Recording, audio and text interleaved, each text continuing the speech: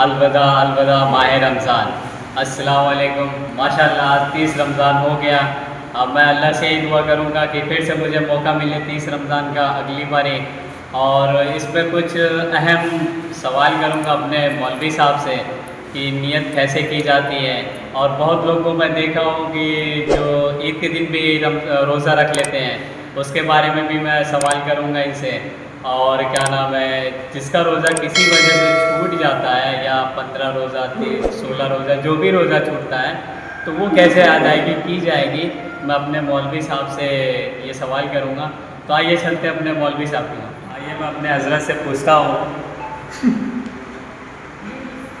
حضرت بتانا چاہیں گے کہ عید کی نماز کی کیسی ادائیگی کی جائے گی، اور اس کی نیت کیسے ہے؟ بہت سے ایسے مسلمان بھائی ہیں جن کو نیت صحیح طریقے سے نہیں آتی ہے، اور نیت کریں تب بھی نماز ہو جائے گی کہ نہیں ہو جائے گی۔ میں اس پہ آپ سے کچھ گفتگو کرنا چاہتا ہوں، تو آپ بتانا چاہیں گے؟ سہیل کریم، بڑا ہی بہترین سوال ہے یہ۔ امت کے اکثر علماء یا اکثر جو ہے لوگوں کے لیے بڑا اچھا سوال کیا گیا ہے۔ میں آپ کو بتا دوں کہ نیت دل کے ارادے کا نام ہے۔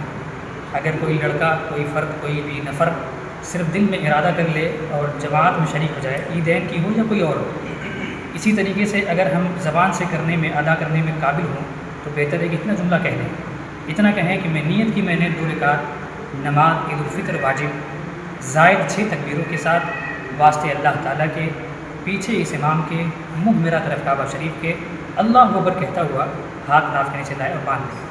اور عیدین کا بڑا آسان طریقہ ہے کہ جب ہاتھ اللہ اکبر کہتے ہوئے ناف کے نیچے لا کر کے باندھ لیا جائے، تو اس کے بعد امام صاحب زائد تکبیریں کہیں گے۔ پہلی 2 تکبیروں میں ہمیں کان تک ہاتھ لے جانا ہے اور چھوڑ دینا ہے۔ اللہ اکبر کہتے ہوئے ہاتھ لے جائیں گے اور چھوڑ دیں گے، کہتے ہوئے لے جائیں گے اور ہاتھ چھوڑ دیں گے۔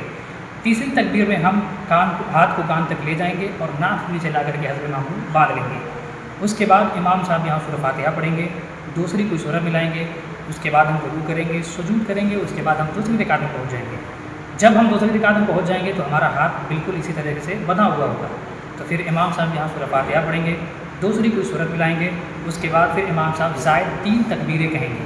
ہم یہ یاد رکھنا ہے کہ ہمیں 3 تکبیروں میں ہاتھ کو کان تک لے جانا ہے اور چھوڑ دینا ہے، کان تک ہاتھ کو لے جانا ہے اور چھوڑ دینا ہے، ہاتھ کو لے جانا ہے اور چھوڑ دینا ہے۔ چوتھی تکبیر میں بغیر ہاتھ اٹھائے رکوع میں چلے جانا ہے۔ یہی آسان طریقہ ہے نماز عید الفطر کا، اور بالکل جس طریقے سے ہم دیگر نمازوں میں تحیات درود ابراہیم پڑھتے تھے، اسی طریقے سے اس میں پڑھ کر کے میں سوال کروں گا۔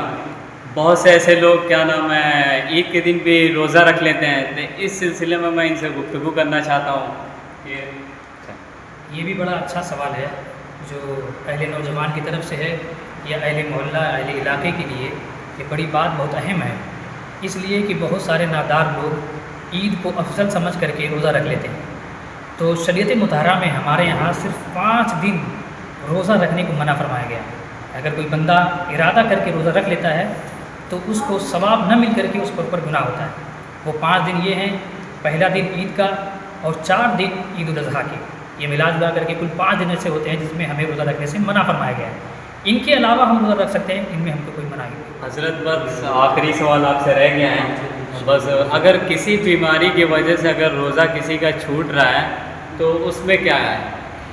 دیکھیے، روزہ چھوڑنے کی مختلف صورتیں ہیں، لیکن صورتی مسئلہ میں جو سوال پوچھا گیا ہے اس کا سیدھا سا سوال کا جواب یہ بنتا ہے کہ اگر کوئی بندہ مرض کے سبب یا اسے کوئی تکلیف یا پریشانی ہو، ڈاکٹر نے اس بات کی تصدیق کر دی ہو، یا خود بندے کو اپنے آپ پر اعتماد ہو کہ میں اگر روزہ رکھوں گا تو میرے مرض میں اضافہ ہو جائے گا، ان سب صورتوں میں حکم یہ ہے کہ رمضان کے روزے فی الحال فی الوقت چھوڑ دے، لیکن جیسے ہی صحت یاب ہو جائے گا پھر اس کے اوپر جو ہے روزہ رکھنا فرض ہو جائے گا۔